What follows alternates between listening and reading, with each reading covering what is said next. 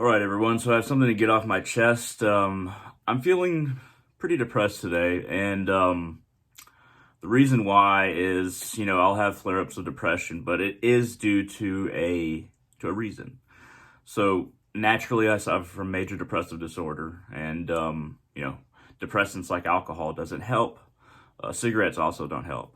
But there's one underlying reason to most of my depression. There's a cause.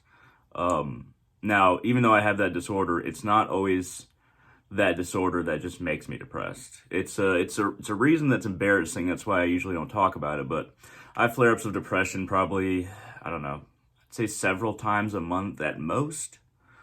At least two. And it never lasts for more than a day or two. And I'll just be under this cloud of sadness, basically. And it has the reason why I say that it's the cause is embarrassing is because it is due to one of the things that I view as having failed myself because it's something that I want so bad, that for some reason I seem to not be able to find. Um, I feel like I've failed myself, and I think that it's not that I feel like I've failed my family or my friends or my society. I don't feel like I've failed those people or those groups. I feel like I've failed myself, and that's why it's so hard to talk about because it's one of the most painful things for somebody whose entire world is inside. Almost entire world is inside. I'm very much an introvert. There's a lot going on in my world, my inner world, that doesn't bleed off to into the outside. So when I fail myself, it's like or when this failure keeps on popping up in my head, it's like my whole inner reality is hit, takes a punch. That's hard to get back up from. I always do, but it's hard to get back up from. So throughout my entire life, well, I'm gonna say entire, maybe for about, if I was gonna put a number on it, how many years? Probably about 10 years or less. So early, let's say I was 18 at the time. Sure, let's just start from there. Um, since that time, I've been searching for somebody. And I feel like I'll know the person once I find them. Um, a lot of my romantic relationships have not worked out well. I can say that I only fell in love once, but she was kind of wispy and she wasn't, this was years ago. She felt the same way at the time, but it soon passed. And it was hard to let her go because I actually fell in love. And when I fall in love with somebody, it's it's almost completely like I am infatuated with a person. I'm not obsessive. I'm not paranoid. I'm not abusive. But they become my other half. And at that time, I thought that this person felt like my other half when we would just hug. Just something as simple as that. It felt like I was one with her and we were one being. It was probably one of the best experiences I've ever had in my life. Those times where I felt like one with this person. Um, but ultimately, that was a failure, and this failure keeps on popping up because I haven't found somebody yet that is my other half. I feel like I'll meet them and they'll be my other half. I guess that's not very embarrassing to most people, but it is kind of embarrassing to me that I've I know how to do a lot of things and I have a lot of knowledge, but I don't know how to find my other half, my other half in regards to a romantic relationship. One that's like, possibly going to be marriage and definitely close boyfriend girlfriend relationship. Um, when I feel like I don't know how to get out of something, when I feel like I really don't have the tools, in this case, it's more of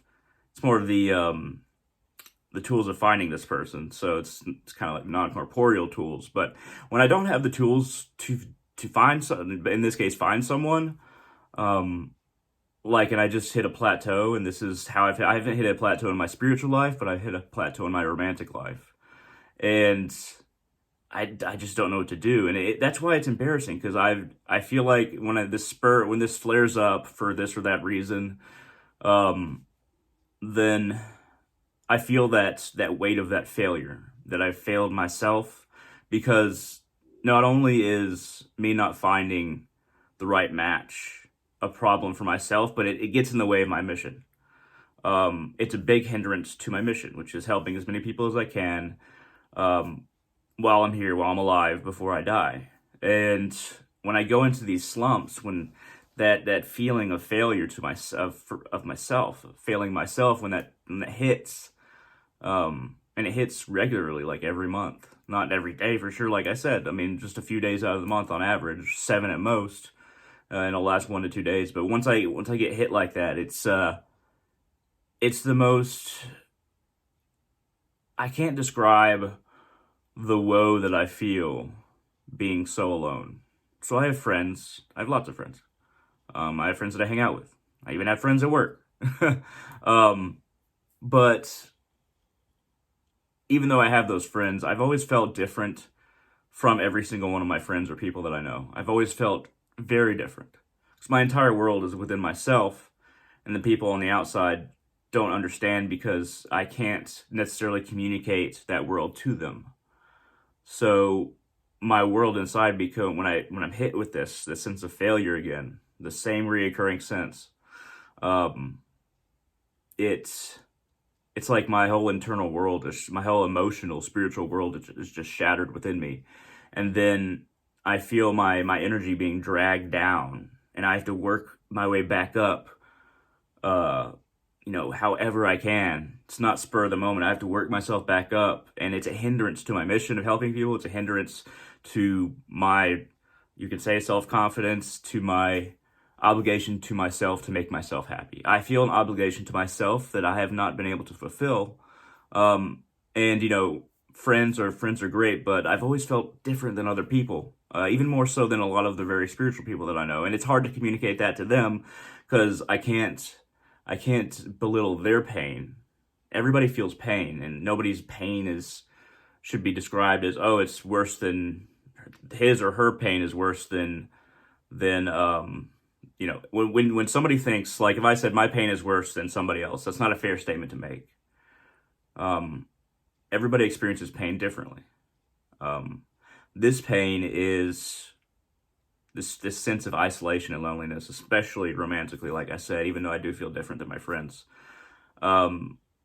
This pain, this sadness, this isolation that I feel when this flares up back in my existence for whatever reason, the pain that I feel is worse than any physical pain. Keep in mind, I used to be a cutter. I used to burn myself. I cut open my chest 3 times in my teen years with a scalpel and didn't even get stitches or anything. And that pain, and of course, cut up my arm real bad for a long period of time. That pain and branding myself, I've broken my arm before. I've had facial fractures, nose broken in 3 places, concussions. All of that pain is no equal to the pain of isolation, of true loneliness. To feel alone in a species that's supposed to be like you, or even in a society being stuck in a society that feels like it's not like you and there's really not a place for you. But all of that for me feeds into my inability to find this one person that I know I need in my life. That pain, it's so deep. This woe is so deep. It's almost beautiful. It's almost like a drug because of how terrible it is. It's so on the terrible side as far as how it feels, because I'm a very emotional person. A very emotional person. I'm a feeler. I'm a perceiver. I'm intuitive. I'm using my INFP status in Myers-Briggs. But most of my world is feeling with my soul, with my emotions, with my heart, metaphorically. And that not having, feeling like I have the tools to actually find this person, or be the kind of person that deserves somebody like that. That feeling is, I mean, I can work my way out of it with logic, but when it comes down to it, it feels so true that it's hard to work my way out of this feeling.